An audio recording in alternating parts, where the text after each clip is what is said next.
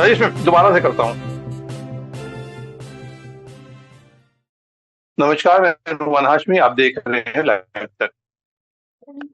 Russia से खबर है, भारत की सरकार को, प्रधानमंत्री नरेंद्र मोदी सरकार को गिराने के लिए अमेरिका कोशिश कर रहा है, ठीक उसी तरह जैसा उसने बांग्लादेश में शेख हसीना वाजपेयी सरकार को गिराया। इसी मुद्दे पे चर्चा करेंगे। हमारे साथ सीनियर वरिष्ठ पॉलिटिकल एक्सपर्ट हैं, फॉरेन अफेयर्स पे भी अच्छा दखल है, शिवाजी सरकार प्रोफेसर हैं, रिटायर्ड प्रोफेसर हैं जेएनयू के। सर, आपका प्रोग्राम में स्वागत है। बहुत बहुत धन्यवाद। तो ये जो खबर है कि रशिया की तरफ से स्पुतनिक जो न्यूज वेबसाइट है, रशियन गवर्नमेंट का है, उसमें ये खबर है कि रशियन फॉरेन एजेंसी जो है उसने खबर दी है कि भारत की सरकार को, प्रधानमंत्री नरेंद्र मोदी सरकार को गिराने में अमेरिका गिराने की कोशिश कर रहा है, जिस तरह से शेख हसीना वाजपेयी सरकार को बांग्लादेश में गिराया। आपका क्या ख्याल है इस पे? मैं इसे नहीं मानता। इसलिए मानता कि अमेरिका के साथ हमारे लोग नहीं अच्छे हैं इस वक्त, जितनी कि रशिया के हाँ, और अमेरिका के जो कई साथ नहीं सकता है। अमेरिका का जो जियोपॉलिटिकल जैसे जो इंटरेस्ट है, खास करके जिसको साउथ एशिया इंडियन सब कॉन्टिनेंट का एरिया कहा जाता है, उन्होंने अमेरिका को अभी भी पाकिस्तान से भले ही उन्होंने दोस्ती बढ़ाई हो, ख्याल रखते हो, तो पाकिस्तान पर उनको भरोसा नहीं। उन्होंने हिंदुस्तान के साथ तमाम मिलिट्री, एयरफोर्स और इस तरह की लैंडिंग फैसिलिटीज और कई एक तरह के एग्रीमेंट्स किए हुए हैं जो सिक्योरिटी से रिलेटेड है। अगर हम देखें पिछले 2 सालों में उसके पहले भी अगर हम चले जाएं, भारत के साथ कई joint US exercise, military exercises हुए हैं। तो जिस मुल्क के साथ इतने सारे एक्सरसाइजेस हो रहे हैं, मिलिट्री एक्सरसाइजेस हो रहे हैं, ट्रेड हो रहा है, और अभी पिछले सितंबर में प्रेसिडेंट बाइडेन भी यहाँ आ चुके हैं, और वहां यहाँ आके उन्होंने से अगर हम देखें तो अमेरिका के साथ रिश्ते जो है कोई कम अच्छे नहीं है। अमेरिका से हम जो है एयरक्राफ्ट भी खरीदते हैं, बोइंग एयरक्राफ्ट खरीदना है हमें, वो भी सिविलियन एयरक्राफ्ट खरीदना है, मिलिट्री एयरक्राफ्ट खरीदने हैं, तो सारी चीजें हमारे जो है वो चल रहा है। इसलिए मैं ये मानने को तैयार नहीं हूँ कि अमेरिका जो है इस वक्त, जबकि उनका यहाँ इलेक्शन है, खास करके ये भी आप समझ लीजिए, इलेक्शन का वक्त होता है किसी भी मुल्क के लिए बहुत नाजुक होता है। उस वक्त कोई कहीं भी दूसरे मुल्क में जाके डिस्टर्बेंस करे, इसलिए अमेरिका जो है नॉर्मल जो डिप्लोमेटिक प्रोसीजर्स है उसके हिसाब से ये कर रहा है, मुझे विश्वास है। ये पहला चीज है। दूसरी चीज, मैं ये भी नहीं मानता हूँ कि अमेरिका ने बांग्लादेश की सरकार को गिराया।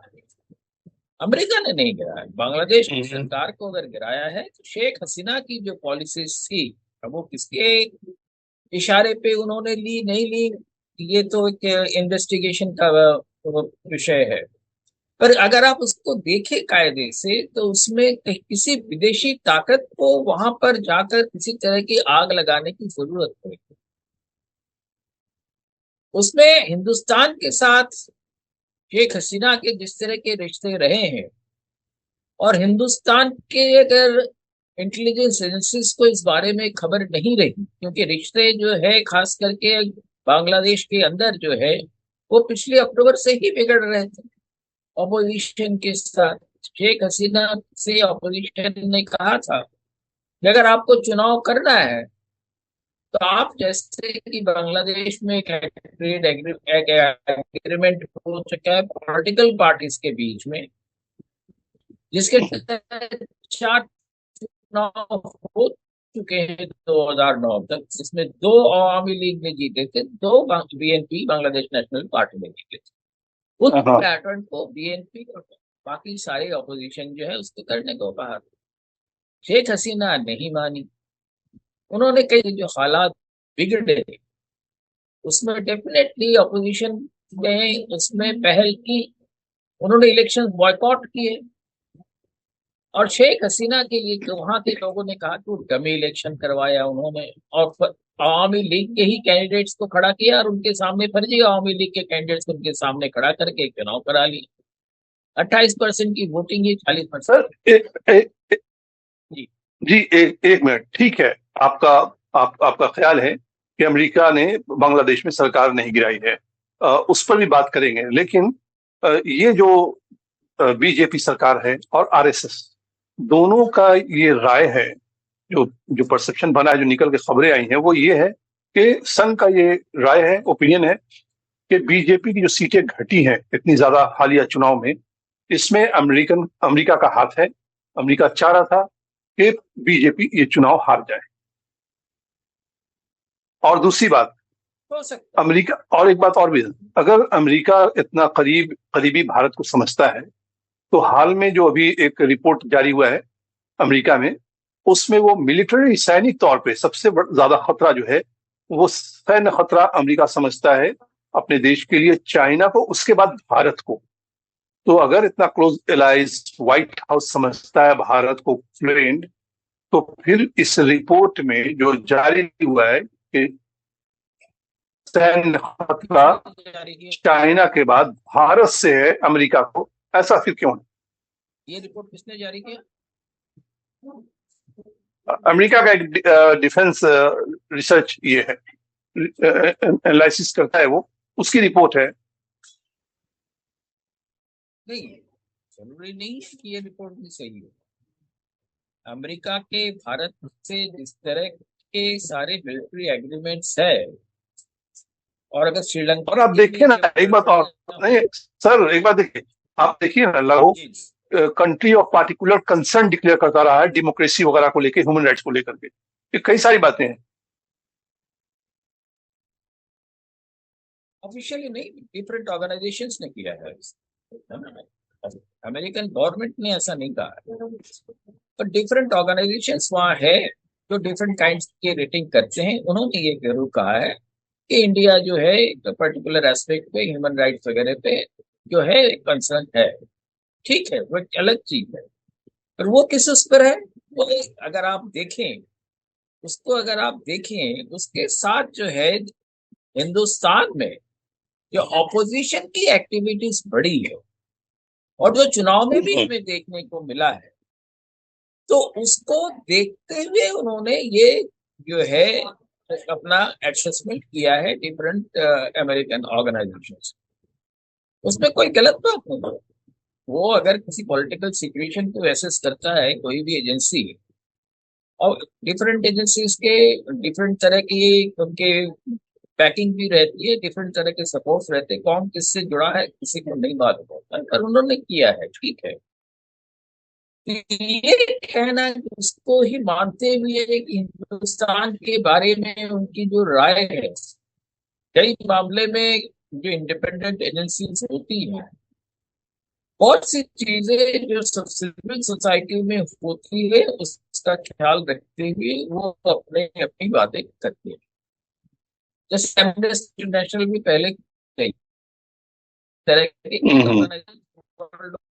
रहते हैं, तो वो है, में ये नहीं कभी कहा कि अमेरिकन की ये जी कुछ बोल रहे थे। जो सिख मिलिटेंट है, वकील भी अमेरिका में, पन्नून जो है, पन्नून पे जो मारे जाने का उसकी जो कॉन्स्पिरेसी हुई थी, उसमें इंडियन गवर्नमेंट, अमेरिकन गवर्नमेंट तो डायरेक्ट कहा कि इंडियन गवर्नमेंट का ऑफिशियल इन्वॉल्व है। ये अमेरिका का कहना है, ये कनाडा का कहना है, अमेरिकन गवर्नमेंट का भी। देखिए वो एक अलग इशू है। वॉशिंगटन पोस्ट की भी रिपोर्ट है। हाँ, रिपोर्ट तो किसी अखबार में कभी भी छाप सकते हैं, पर बेसिकली वो कैनेडियन गवर्नमेंट का स्टैंड है कि वो तो झिज्जर, कनाडियन गवर्नमेंट का तो सर झिज्जर पे, झिज्जर जो मारा गया उस पर कनाडियन गवर्नमेंट का है, बट पन्नून के मामले में तो अमेरिकन गवर्नमेंट का कहना है। बिल्कुल सही कह रहे हैं आप।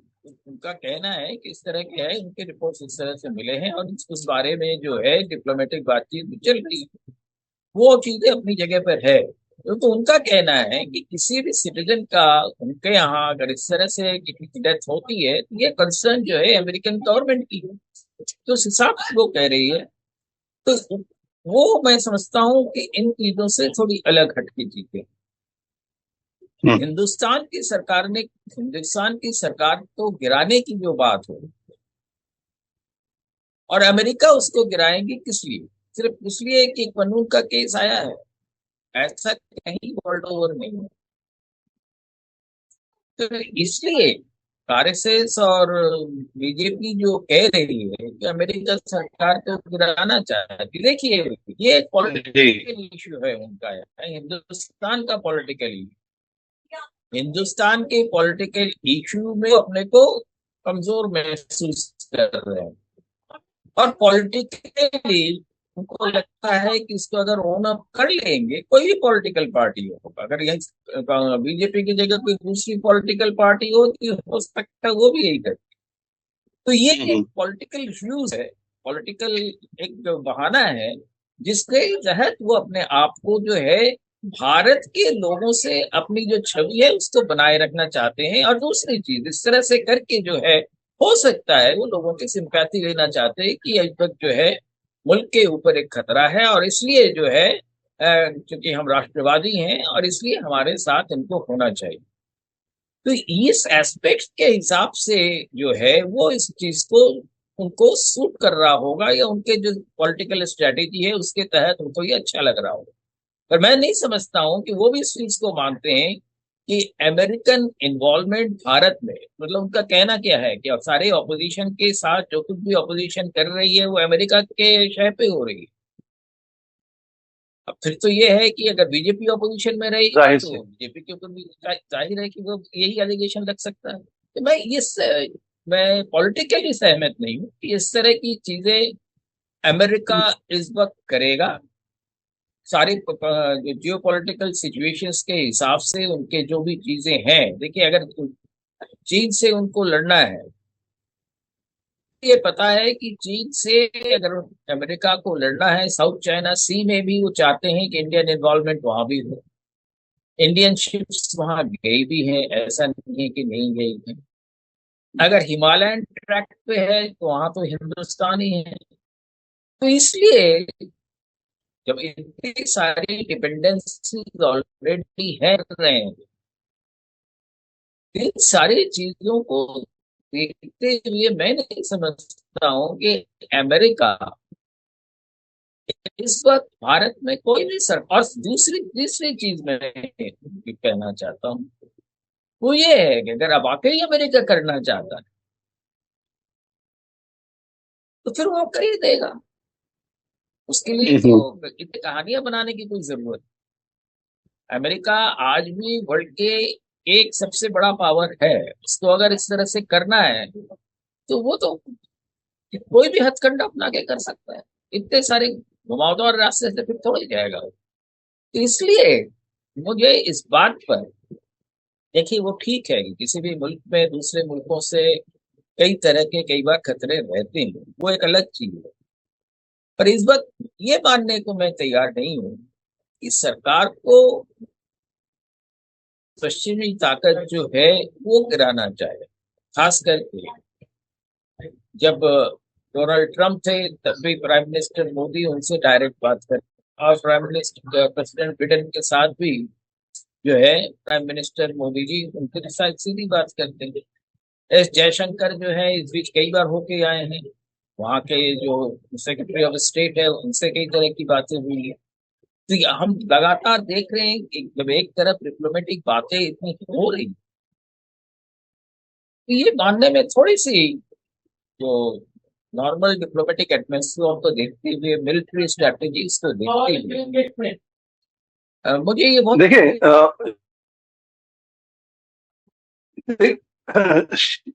ऐसा है सर कि पाकिस्तान में जो अमेरिका ने सॉफ्ट कू कराया, इमरान खान की हुकूमत गई। इमरान खान का ये इल्जाम था कि अमेरिकन डिप्लोमेट डोनाल्ड लू जो है उसे उस उनकी सरकार को गिराया है। और यही डोनाल्ड लू शेख हसीना वाजिद की सरकार गिरने से पहले कुछ दिन पहले बांग्लादेश भी आए थे, और उनके जाने के बाद वहां ये गवर्नमेंट टॉपर्ड हुई, वहां इस तरह का वायलेंट प्रोटेस्ट हुआ। सॉरी, उन्होंने भी डोनाल्ड लू से मुलाकात की थी।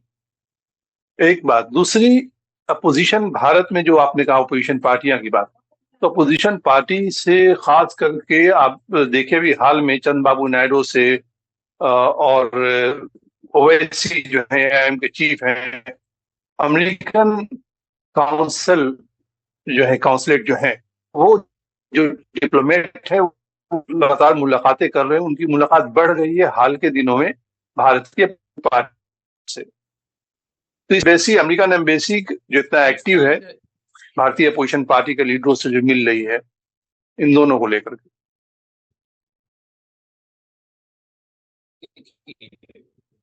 हिंदुस्तान जो है पाकिस्तान में सरकार के जितने भी कंट्रोल्स हैं वो आर्मी के पास होते हैं, सेना के पास। पाकिस्तान की पॉलिटिक्स सेना चलाती है और उसको मैनिपुलेट करना कहीं भी किसी के लिए भी मुश्किल नहीं रहा है। तो पहली बार पाकिस्तान में ऐसा हो या जो भी, आप पहली बार नहीं हो रहा है, पहले भी कई बार ये हो चुके हैं, है ना।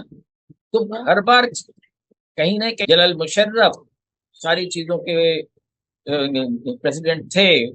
जब 2001 में जब आपका न्यूयॉर्क का वर्ल्ड ट्रेड टावर को गिराया गया था, तो उस वक्त भी देखिए क्या किया था अमेरिका ने खास करके पाकिस्तान को $300 मिलियन का स्पेशल एड दिया था, और उसके बाद वो लगातार वो एड देते रहे।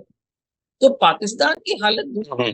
पाकिस्तान अमेरिका पर डिपेंडेंट है, भारत अमेरिका पर डिपेंडेंट नहीं है। और मैं ये भी मानता हूं कि भारत के कोई भी पॉलिटिकल पार्टी जो है वो हर वक्त जो है, चाहे कोई भी नाम ले लीजिए, लेफ्ट से राइट तक किसी का भी नाम ले लीजिए, जो सरकार में है वो और जो सरकार में नहीं है उनका भी। आपने ओवैसी का नाम लिया है, मैं उनका भी। तो भारत का कोई भी पॉलिटिकल पार्टी जो है, कभी भी मैं नहीं समझता हूं किसी भी विदेशी ताकत के साथ इस तरह से कोई षड्यंत्र कर सकती है। मिलना जुलना, देखिए ये तो जो भी फॉरेन पावर्स होते हैं, जो फॉरेन डिप्लोमेट्स होते हैं, वो आते हैं हर वक्त जो है, जो ऑपोजिशन के लीडर्स होते हैं उनसे बातचीत करते हैं, मिलते हैं, चीजों को पॉलिटिकली समझने की कोशिश करते हैं। अपने यहाँ वो एक पॉलिटिकल ऑब्जर्वर भी रखते हैं जो आमतौर पर हिंदुस्तान में होता है। साथ में अगर आप देखें, जो डोनाल्ड लू आके मिले तो क्या होगा, छोड़ दीजिए इस बात को। अगर अमेरिकन प्रेसिडेंट भी आता है तो वो भी जाके कांग्रेस प्रेसिडेंट चाहे सोनिया गांधी है चाहे जो हो, मिलते हैं। ये आज की बात नहीं है। जब कांग्रेस की सरकार थी तो वो जाके अटल बिहारी वाजपेयी से मिला करते। ये एक नॉर्मल डिप्लोमेटिक प्रैक्टिस है। तो इसको हम बहुत दूर तक हमें खींचकर नहीं जाना चाहिए। हाँ, हमें चौकन्ना रहना चाहिए, वहां तक मैं मानता हूं कि वो सही। पर उसको ये कहना कि अमेरिका हमारी सरकार को गिरा रही है और इस तरह से हमें परेशान होना चाहिए, मैं इससे सहमत नहीं हूं। मेरा सिर्फ इतना ही कहना है, अगर वाकई है तो फिर तो सरकार सरकार है बीजेपी और संघ की, तो उनको तुरंत इस पर एक्शन लेना चाहिए। और जो अमेरिकन एम्बेसडर है उनके पास डिप्लोमेटिक पावर्स होते हैं, उनसे कह दें चले। ऐसा तो नहीं, मतलब हम अपने नेशनल लेवल पे भी उसको हम बढ़ा चढ़ा के देख रहे हैं, और कहीं ना कहीं पॉलिटिकल लेवल पे भी उसको बढ़ा चढ़ा के देख रहे हैं। खतरे की बात जहां तक है, ये काले के हस्तक जो है, कोई भी विदेशी ताकत हो सकता है कई बार वो ताक में रहते हैं, और हमें जो है उस पर चौकन्ना रहना चाहिए, उसमें मुझे कोई संदेह।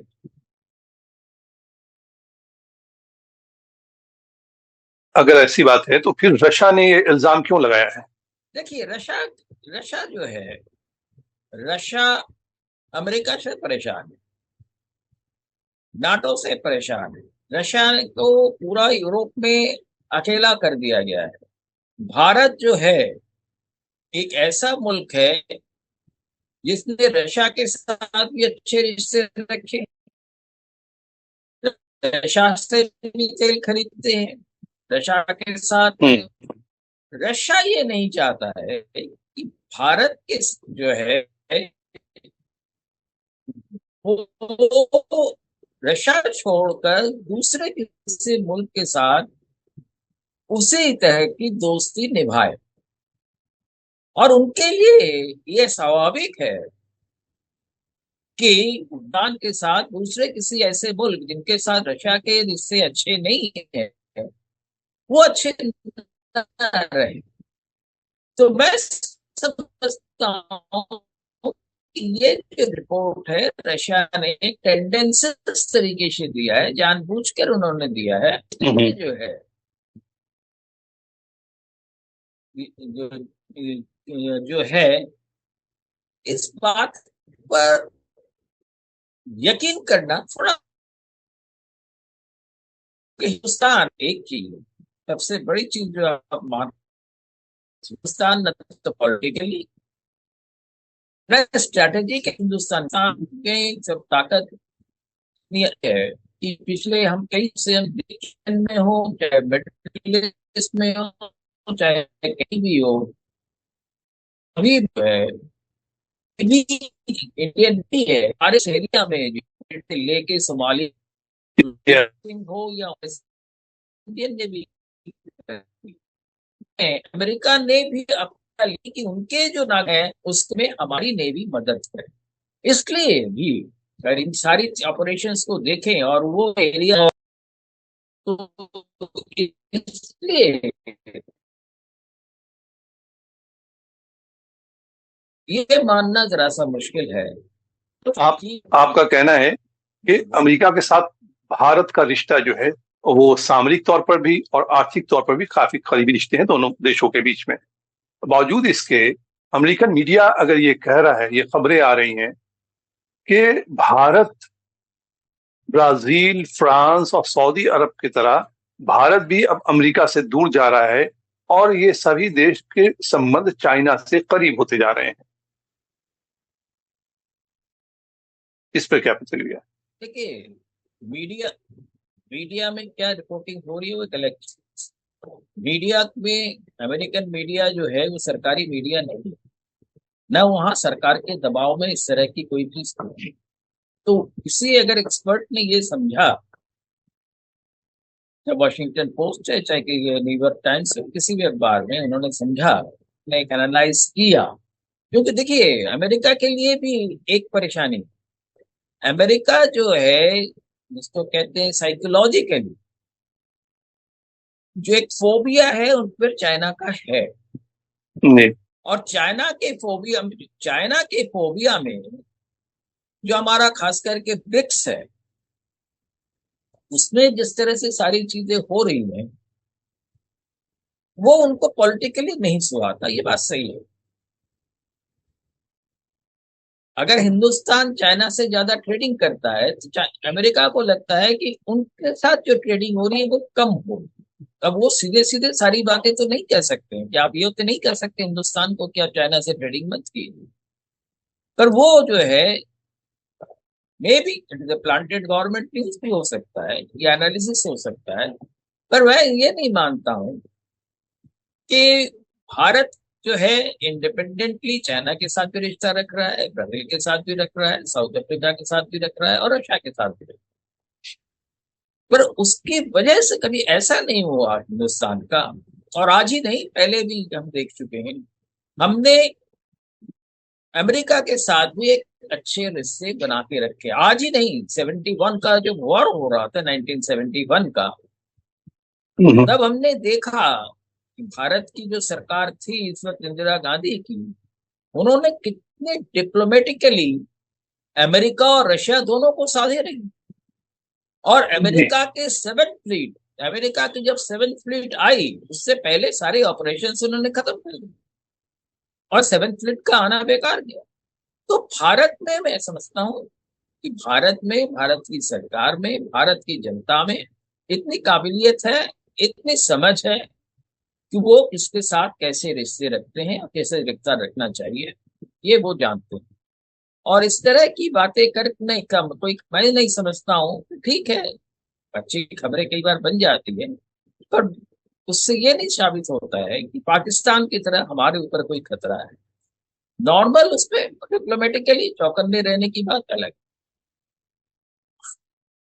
प्रधानमंत्री नरेंद्र मोदी का यूक्रेन का दौरा क्या अमेरिका की नाराजगी जो है उसको भी दूर करने की कोशिश है? क्योंकि अभी हाल में उन्होंने रशिया का दौरा किया। रशिया के दौरा से अमेरिकन पॉलिटिकल सर्कल में तो नाराजगी थी, क्योंकि रशिया पे एम्बार्गो लगा हुआ है, आइसोलेट हो चुके हैं पुतिन वेस्ट से खास तौर पे। और ऐसे में रशिया के बाद सीधे यूक्रेन का दौरा, इसके क्या मायने हैं? नहीं, ठीक है, जब प्राइम मिनिस्टर रशिया गए थे, जब ये बात होती थी कि वो रशिया गए, यूक्रेन क्यों नहीं गए, इस तरह की बात तो आई थी। हम्म। वो एक अलग चीज है। पर हिंदुस्तान का प्राइम मिनिस्टर किसी भी मुल्क में जा सकता है। रशिया गए हैं तो यूक्रेन भी जा सकते हैं। और यूक्रेन में जाके देखिए, ये डिप्लोमेसी के डिफरेंट एस्पेक्ट्स। पोलैंड भी गए हैं साथ में। पोलैंड जहाँ से रशिया समझते हैं कि उसको सबसे ज्यादा खतरा हुआ है, इसके बॉर्डर जी। पे, वहां से नेटो के फोर्सेज आ सकते। जी। ये सारी चीजें एक अलग बात है। पर ये, इन चीजों को यूक्रेन में जाने का मतलब देखिए, यूक्रेन के साथ व्हीट एक्सपोर्ट के बारे में बात की किया नहीं हमने, वो अलग चीज। यूक्रेन की जो है विश्व बाजार में सबसे ज्यादा जो है उत्पादन करने वाला रशिया, और ये सारी एक साथ रहे हैं तो तो इन सारी चीजों की वजह से अगर प्राइम मिनिस्टर वहां जाके यूक्रेन में जाते हैं, यूक्रेन के लीडर से बात करके कैसे स्थापित हो, ये सारी चीजें होती हैं। और यूक्रेन जाना प्रधानमंत्री के लिए मैं समझता हूँ अच्छी बात है। भारत की पहुंच मुल्कों से हो सके तो होते रहना चाहिए। और वो प्रधानमंत्री का जाना जो है, मैं समझता हूँ आगे के लिए भी वो अच्छा रहेगा। और नाटो मुल्क भी, उनको भी समझने की जरूरत है कि वो खुद तो नहीं जा सकते हैं कहीं। पेरिस ओलंपिक्स में भी उन्होंने रशिया को नहीं आने दिया। इस तरह की चीजें जहाँ हो रही है, वहां पर भारत इस तरह से डिप्लोमेटिक जो अपने एक्सपर्टीज का इस्तेमाल अलग अलग जगहों पे कर रहा है, समझता हूँ कि वो काफी काबिल तारीफ है कि जी। भारत जो है, इससे ये भी साबित होता है कि किसी के दबाव में भी नहीं है। भारत इंडिपेंडेंटली अपने सारी चीजें कर रहा है, सबसे रिश्ते बनाने की कोशिश कर रहा है। और यूरोपियन मुल्क से हमारे रिश्ते काफी अच्छे हैं। और इन सारी चीजों से जो है, देखिए भारत का जो ट्रेड है, भारत की जो बाकी सारी चीजें हैं, टेक्नोलॉजिकल आदान प्रदान है, टेक्नोलॉजिकल ट्रांसफर्स हैं, इन सब सारी चीजों में भी मदद होती है। तो प्रधानमंत्री के विजिट्स जो हैं, वो सिर्फ एक ही उद्देश्य से नहीं होता है। कई चीजें जो है बयान में आते हैं, कई चीजें उसके अलावा भी बात की जाती है, वो बात आगे की बातचीत में हो चुके हैं। तो ये एक सामान्य परंपरा है, और मैं समझ रहा हूँ कि ये एक अच्छी पहल। मतलब भारत जो पारंपरिक पहले से गुटनिरपेक्ष नीति जो रही है, ना राइट ना लेफ्ट, और या हालिया दौर में अगर बोले तो साउथ ग्लोब, जो साउथ ग्लोब के लीडर जो हैं, लीड करने की जो कोशिश है भारत की, भारत उसी पे कायम है। ये मैं यही मानता हूँ। देखिए, अभी भी कुछ दिनों पहले नैम की जो मीटिंग हुई, तो भारत जी। में उसने अपनी एक अच्छी भूमिका निभाई। लोग समझते थे कि नैम खत्म हो गया है। नॉन अलाइन मूवमेंट, हाँ हाँ। नॉन अलाइन मूवमेंट जी अभी जी। भी हो रहा है, उसकी मीटिंग्स हो रही है, वहां बातचीत हो रही है। वहाँ सुपर पावर्स के जो तरह तरह की चीजें वो करते हैं, तरह तरह की बातें जो वो करते हैं, और जिस तरह से कई बार वो डेवलपिंग नेशंस को दबाने की बातें करते हैं, वो सारी चीजें डिस्कस भी होती हैं। तो भारत मैं समझता हूँ डिप्लोमेटिकली काफी एक अच्छे सिस्टम पे है, अच्छे लेवल पर है। और भारत की जो कोशिश है, जिस तरह से हम देख रहे हैं कि भारत ने सऊदी अरेबिया से कितने अच्छे रिश्ते बना दिए, और सऊदी जी। अरेबिया के साथ साथ इसराइल से भी रिश्ते हैं। इसराइल से रिश्ते के साथ साथ हम हमास से भी हमारे रिश्ते हैं। तुर्की जो है, जो इस वक्त भारत के बहुत फेवर में नहीं है, वो भारत के खिलाफत करने से वो भी सोचता है कि हम खिलाफत करें कि ना करें। तो ये कई चीजें जो है, जिस तरह से हम मैं समझता हूँ सरकार जिस तरह से बैलेंसिंग करके चल रही है और सारी चीजों को कर रही है, वो मेरे समझ में सिर्फ उनके लिए अच्छी हो रही है। इसलिए जो है भारत को पाकिस्तान के साथ आपने जो शुरू में एक तुलना की, वो समझता हूँ मैं सही नहीं। भारत पाकिस्तान किसी हालत में नहीं है, और न पाकिस्तान के साथ किसी तरह की तुलना करने की जरूरत है। पाकिस्तान हर तरह से इस वक्त कमजोर है, आर्थिक रूप से भी कमजोर है, पॉलिटिकली कमजोर है, और सारी चीजों के बावजूद जो है वहां की जी। जो सेना है, जो आर्मी है, उसका जो वहाँ दबदबा है, उससे पाकिस्तान अभी तक निकल पाया है। हमारे यहाँ ऐसी बेशक। बात नहीं। हमारे यहाँ पॉलिटिकल लीडरशिप जो है वो बाकी वही चलाती है, और यही इस देश की खूबी है। जय सरकार, हमसे बात करने के लिए बहुत बहुत शुक्रिया, बहुत बहुत धन्यवाद। कल फिर मिलते हैं नए विषय और नए चेहरे के साथ। बहुत धन्यवाद।